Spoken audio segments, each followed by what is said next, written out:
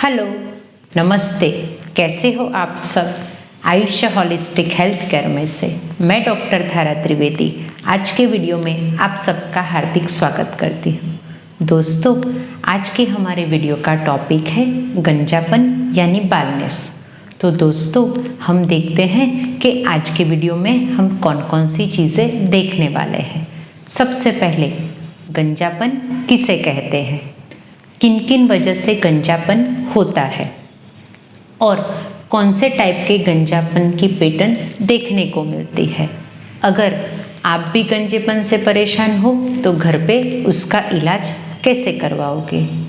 क्या गंजेपन से छुटकारा पाने के लिए हेयर सप्लीमेंटेशन लेना ज़रूरी है? तो दोस्तों, चलो वीडियो की शुरुआत करते हैं। सबसे पहले दोस्तों, गंजापन क्या है अगर वो हमें समझना है तो सबसे पहले हमें ये समझना पड़ेगा कि हेयर की साइकिल कैसी होती है।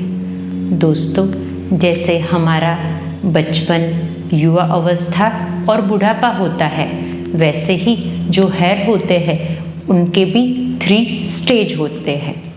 वो एक हेयर साइकिल होती है जिसमें एनाफेज, कैटाफेज और टेलोजन फेज होते हैं।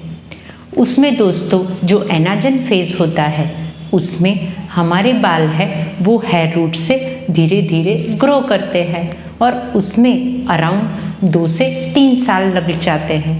फिर जो दूसरा स्टेज आता है जिसे हम कैटाफेज कहते हैं, इन स्टेज में जो बाल होते हैं वो रूट से सेपरेट होने लगते हैं, इसीलिए बाल धीरे धीरे झड़ने की शुरुआत हो जाती है।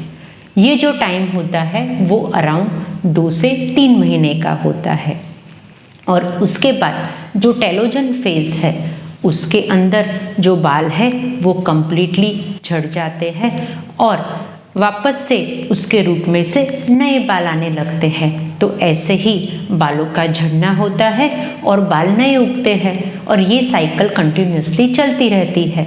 पर काफ़ी ऐसे रीज़न होते हैं कि उसकी वजह से ये जो साइकिल है वो डिस्टर्ब हो जाती है और तब बालों का झड़ना है वो बालों के ग्रोथ से ज़्यादा बढ़ जाता है और बालों के ज़्यादा झड़ने की वजह से धीरे धीरे गंजापन डेवलप हो जाता है।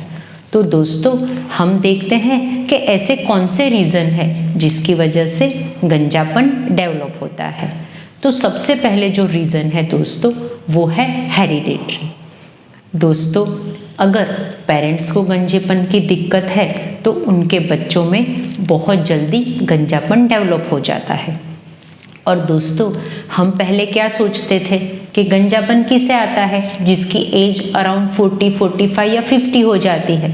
पर अभी सबसे ज़्यादा टेंशन की बात यही है कि गंजापन जो देखने को मिलता है वो सबसे ज़्यादा युवा अवस्था में देखने को मिलता है और उसमें भी सबसे ज़्यादा 20 से लेके 35 ईयर्स के जो मेल्स होते हैं वो सबसे ज़्यादा अफेक्टेड है।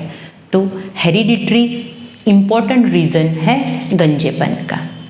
दूसरा जो इम्पॉर्टेंट रीज़न है जो गंजेपन के लिए रिस्पॉन्सिबल है वो है हार्मोनल।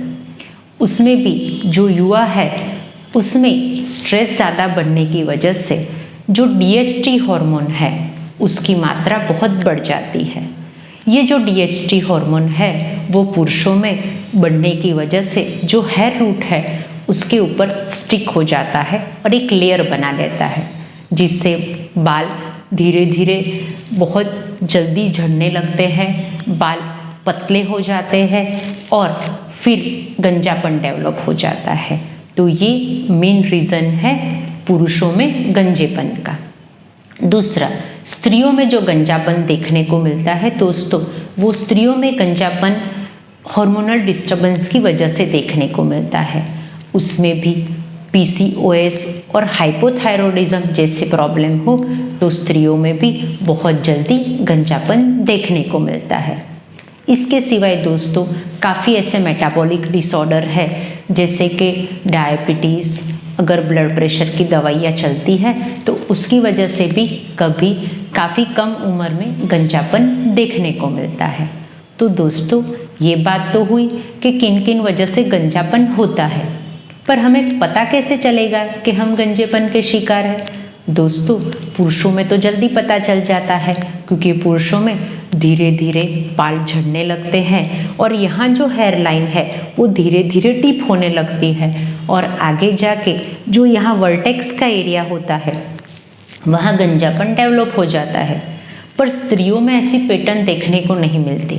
दोस्तों, जब स्त्रियों में गंजापन देखने को मिलता है तो उसमें उनके बाल धीरे धीरे आगे से झड़ने लगते हैं, बाल पतले हो जाते हैं और जो आगे के बाल है वो बेबी हेयर होते हैं, मीन्स छोटे छोटे बाल आने लगते हैं और धीरे धीरे ये जो फ्रंटल एरिया है वो पीछे चला जाता है और ऐसे स्त्रियों में गंजापन देखने को मिलता है।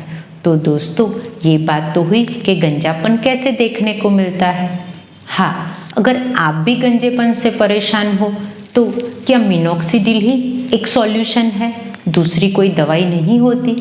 दोस्तों, होम्योपैथी में ऐसी कुछ इफ़ेक्टिव दवाई है जो लेने से आप परमानेंटली गंजेपन से छुटकारा पा सकते हो। तो दोस्तों, वो दवाई कैसी है हम देखते हैं। सबसे पहले जो दवाई है वो है दोस्तों थुजावनेम। थुजावनेम ऐसी होम्योपैथिक दवाई है जिसका सेवन अगर आप 15 दिन में एक बार लगातार 3 से 6 महीना 4 बूंदें करोगे तो जो हेरिडिटरी बालनेस की टेंडेंसी होती है वो काफ़ी कम हो जाती है और बाल झड़ने का प्रॉब्लम भी बहुत कम हो जाता है। तो आपको थुजावनेम के 4 ड्रॉप्स टंग पे एवरी 15 डेज लेने हैं। दूसरी जो दवाई है वो गंजेपन में बहुत इफ़ेक्टिव है, वो दवाई है R89। R89 दवाई आपको कोई भी होम्योपैथिक स्टोर में मिल जाएगी। ये दवाई है दोस्तों वो बालों के झड़ने के लिए, बालों को ग्रेन होने के लिए, डैंड्रफ के लिए और सबसे ज़्यादा गंजेपन में बहुत इफ़ेक्टिवली काम करती है। ये R89 जो दवाई है दोस्तों उसके 20 ड्रॉप्स आपको आधे कप पानी में दिन में 2 बार लेने हैं खाना खाने से पहले।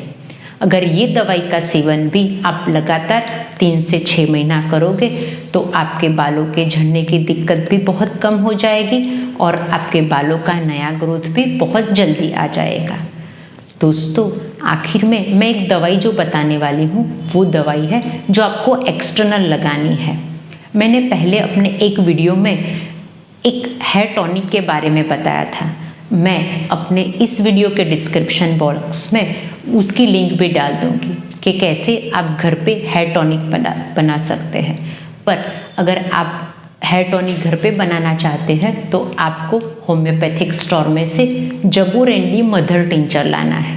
फिर इसको अप्लाई कैसे करना है, जो भी अफेक्टेड एरिया है कि जहाँ से बाल झड़ गए हैं वहाँ आपको रात को सोते टाइम वो जबोरेंडी मदर टिंचर है उसके थोड़े ड्रॉप्स डाल के उसको हल्के हाथ से रब करना है। अगर एवरीडे आप ये करते रहोगे सो 2 से 3 महीने के अंदर आपके बालों का ग्रोथ भी बहुत अच्छा हो जाएगा और बाल झड़ेंगे भी नहीं।